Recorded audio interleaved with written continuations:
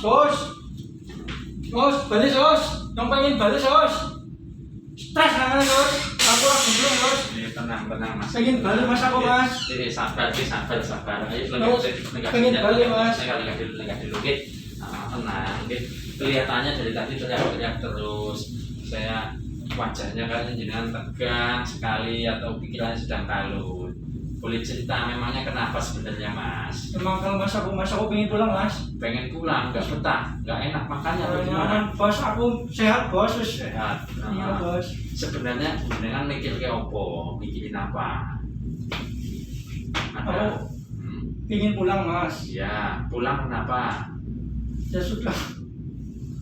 Rasanya pengen marah banget lah mas aku di sini udah. Kalau boleh tahu, sebenarnya itu yang bikin jenengan jengkel, marah, pengen berontak itu apa? Ada masalah? Set di PHK mas kemarin mas. Kerja 5 tahun. Tiba-tiba dipecat di Jakarta. Makete mas. Di PT. Jakarta udah 5 tahun kerja bagus aku mas. Aku ora tau bolos. Nggak pernah. Iya. Malah dipecat. Sudah apa marah? Iya. Sudah berkeluarga? Belum mas. Belum. Oke. Saya memahami perasaan mas. Pastinya jenengan isih semangat kerja untuk ngumpulin modal buat nikah mas. Tapi jenengan pikirannya kudu gede mas. Rezeki wis ana sing ngatur. Ora kudu kerja nang pabrik melu uang. Usaha insyaallah bisa nggih.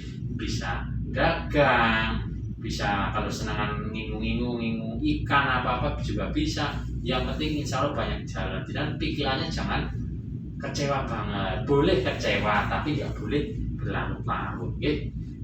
Kan nanti timbulnya jadi pikirannya kosong, pengennya ngamuk ya mas ya. Pengen ngamuk mas. Nah itu kebetulan saya pas piket pagi, kenalkan nama saya perawat Geri Budianto. Saya nanti sing ngurusi mas sampai jam 2 sore nanti, jam 2 siang gitu. Jadi begini mas, kita akan berbincang-bincang atau berdiskusi supaya mas memplong, istilahnya bisa dikatakan curhat, nanti mudah-mudahan bisa membawa manfaat mas.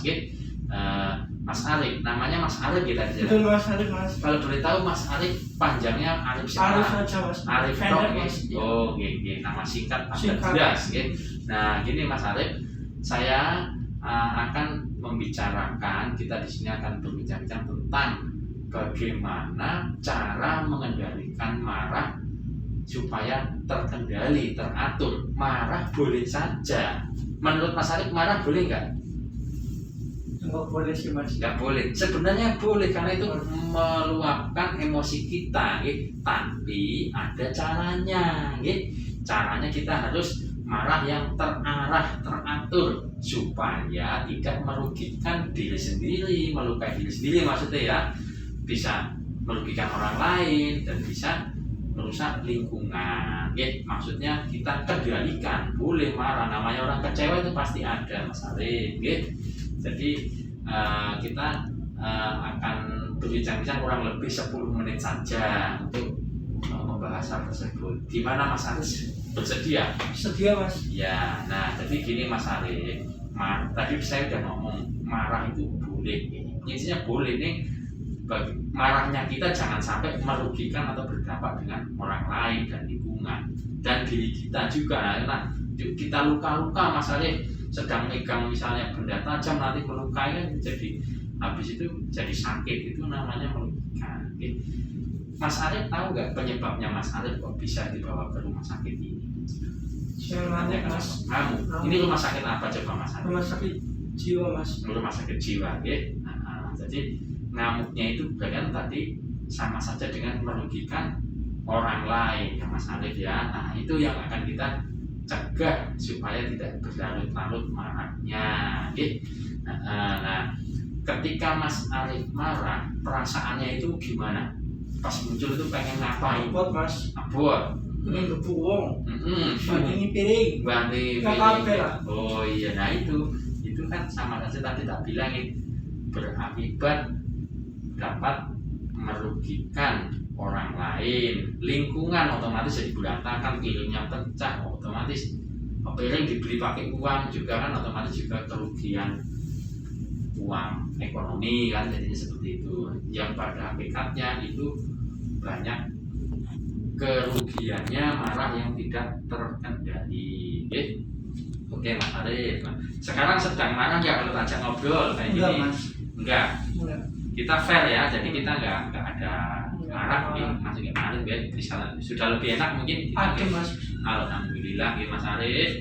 Nah, dengan cara ini Mas Arif itu termasuk ke dalam golongan perilaku atau istilahnya dapat kalau menimbulkan kemarahan itu resiko perilaku kekerasan, yang artinya apabila kita marah tapi kita tidak bisa mengontrol, akibatnya apa? Beresiko merugikan diri sendiri, orang lain, dan lingkungan. Nah, ada beberapa cara yang bisa kita lakukan untuk mengontrol amarah yang ketika kita mengalaminya. Yang pertama Mas Arif, kita cukup melakukan nafas dalam. Itu caranya gimana Pak Heri? Nah, kita tarik nafas dari hidung, tahan 5 detik, kemudian kita hembuskan lewat mulut. Nah, kita lakukan 2 lagi sampai pikirannya itu tenang, sampai plong gitu. Nah, tapi kalau dengan itu tidak, istilahnya belum teratasi, bisa kita lanjutkan dengan yang itu satu kontak atau nyambung, yaitu dengan melampiaskan perilaku marahnya dengan memukulkan bantal. Nah, ini ada contoh misalnya ketika kita emosi meluap, kan saya tadi sudah bilang di awal, marah itu boleh, sah-sah saja nih, jangan sampai merugikan diri kita, orang lain dan lingkungan. Nah, ya wes kita lampiaskan dengan memukul bantal atau kasur sepuasnya sak marme. Misal malah wantem terus buk gitu. Nah, engko nek wis kesel kan kita sudah istilahnya terluapkan energinya, terluapkan kepuasannya. Jadi kita sudah kembali tenang lagi gitu Pak Arif ya. Tarik nafas, lepaskan. Tarik nafas gitu. Masih itu lanjutkan dengan nah, untuk ini coba Mas Arif bisa mempraktekkan ketika Mas Arif misalnya sedang emosi, sedang kalut dan hawanya pengen marah, pengen menonjok, pengen memukul, pengen membanting. Nah, lakukan langkah pertama. Tadi gimana Mas Arif? Atur nafas. Ya, narik nafas dalam namanya. Narik nafas dalam. Nah, praktekkan coba Mas Arif. Tarik nafas dari hidung, tahan 5 detik, keluarkan dari mulut. 1, 2, 3. Lagi tarik nafas dari hidung, tahan 5 detik, keluarkan dari mulut sampai pikiran tenang. Misalkan dengan hal itu masih belum bisa tenang, awalnya pengen ngantemi, pengen menonjok. Nah, dipraktekkan, dilampiaskan di bantal atau di kasur. Coba nah, tonjok sak marme misalkan jenengan masih ada pengen marah, pukuli bang nggak apa-apa. Yang penting istilahnya itu tersalurkan kita tanpa merugikan orang lain, diri sendiri dan lingkungan. Paham Mas Arif? Paham ya. Cukup. Nah, mengingat sudah pukul berapa ini? Oh, pukul 12 kurang 5 menit kan waktunya istirahat. Oke, nanti Mas Arif bisa makan siang. Biasanya kan sebelum ini kan ada piket. Pas piketnya Mas Arif bukan ini ngambil makan. Iya. Pas piket ya nanti Bisa pukul. Iya. Pukul. Iya. Nah, itu intinya itu. Nah, sekarang kan yang penting udah paham dulu, ini satu dulu aja ya Mas, karena mengingat sudah siang. Nanti jenengan istirahat, makan, sholat, terus nanti bisa kembali dari kamar istirahat. Oke. Nah, untuk materi kan tadi baru tak jelasin nafas dalam saja. Untuk yang berikutnya itu tak jelasin besok. Oke. Besok mau jam berapa?